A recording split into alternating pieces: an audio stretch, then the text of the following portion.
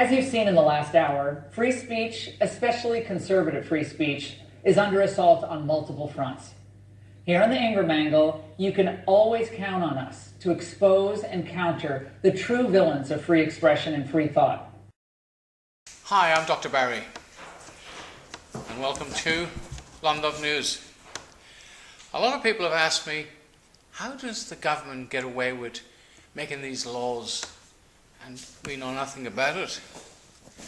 Well, I'll show you. If you have a look at this clip, this is the Senate when Bob Brown introduced a plebiscite.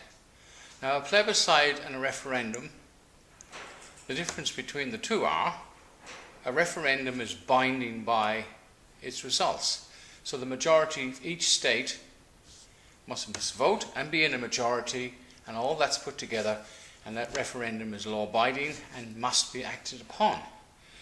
So the sneaky government, especially the Labour Party, which destroyed the Constitution, they decided they'd have a plebiscite, and you, the chickens, will not know any different.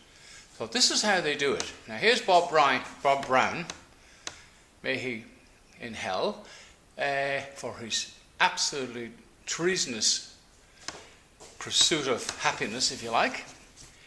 This is how they do it. Motion, just have a look Senator at this. Bob Brown. Now, there's nobody in the Senate. President. I ask that motion 252 relating to the introduction of the bill be taken as formal. The question is there any objection to that motion being taken as formal? There being none, I call Senator Brown. Thank you, Deputy President. I move that the following bill be introduced, a bill for an act to require a plebiscite on whether Australia should become a republic. The Greens are in the background. Question is that motion be agreed to. Those of that opinion say aye. To the contrary, no. I think the ayes have it. Senator Brown. I thank the Senate and I present the bill and move that this bill may proceed without formalities and now be read a first time. The question is that that motion be agreed to. Those of that opinion say aye. To the contrary, no. I think the ayes have it. Clerk. A bill for an act to require a plebiscite on whether Australia should become a republic. Senator Brown. I thank the Clerk and I move that this bill be now read a second time. And, Mr Deputy President, I seek leave to table the explanatory memorandum, to have the second reading speech incorporated into Hansard and to continue my remarks. And you watch leave granted. the whip, or whatever you call it, the head of the state, the President, he's going to say, look over to the right, look to the left, but there's nobody there. The ayes have it. Again and again they will repeat this, the ayes have it, and then it becomes law. And we, the sheep, or the people, or the chickens, accept it. Now here in this document in my hand, which I'll put a little bit up, Australia, the Act of 1986, dual citizenship, election fraud. They removed Queen Elizabeth II and made her a foreign power, the UK a foreign power, and all Commonwealth countries foreign powers. So that's why we have dual citizenship. It doesn't exist. It's criminal. But this freedom of speech is which are more important at the moment. Now we have Tommy Robinson, which I'll just show you a little bit about Tommy Robinson in brief as possible. And again, Fox News, which is probably a really fantastic news because it tells the truth as far as I'm aware. And I'm very happy watching Fox News. Al Jazeera, again, is an excellent news channel. But as for the rest, I'll put a little clip in there to show you what the rest. Tommy Robinson is in prison, a 13-month prison sentence. But that's like a death sentence for Tommy because UK prisons are run by Muslim gangs, any of whom would love to kill Tommy. On Friday, Tommy was reporting from outside the courthouse in Leeds, where an accused Muslim rape gang was on trial for repeatedly raping British girls as young as 11 years old. Tommy was broadcasting on Facebook Live from his cell phone. I watched it. Tommy was very careful. He did not set foot on the courthouse precinct. He did not call the men rapists, but rather called them accused or alleged rapists. The content of one streaming, I'm being arrested for breach of the peace. Are you arresting him?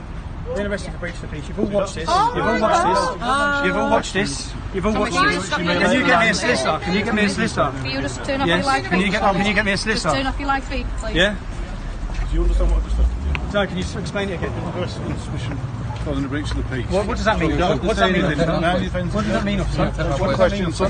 What does that mean? What does that mean? What does that mean? I've been told that under the case It's outrageous, but it's worse than it looks. They said he was causing a disturbance, which is absurd. He was by himself on the street with only a cameraman and a friend. But it got worse. It got much worse. Within hours, Tommy was summoned before the judge. Tommy's longtime lawyer was not informed of this. Rather, the court appointed a lawyer who didn't know Tommy and was not an expert in the specialized law of contempt of court.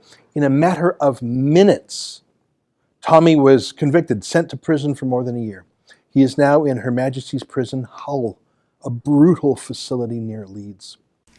Well, thanks for watching. But bear in mind, in the next few weeks, I'm trying to organize.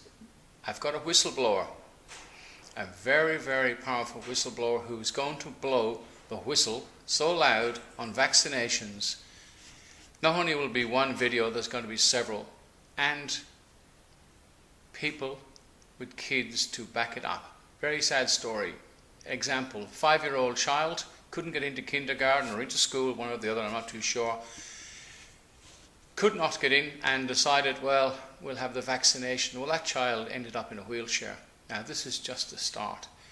So keep an eye on my channel. I hope to go to improve it a little bit. Oh my goodness, I used to use the word God as well. Well, that's been removed as well. That's a very naughty word.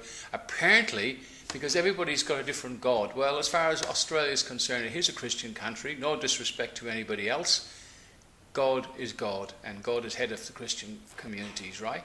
If you have another God or many gods, I don't mind, but I'm happy with the one at the moment.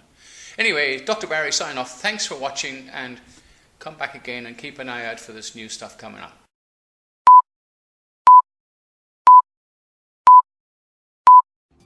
Audio Jungle.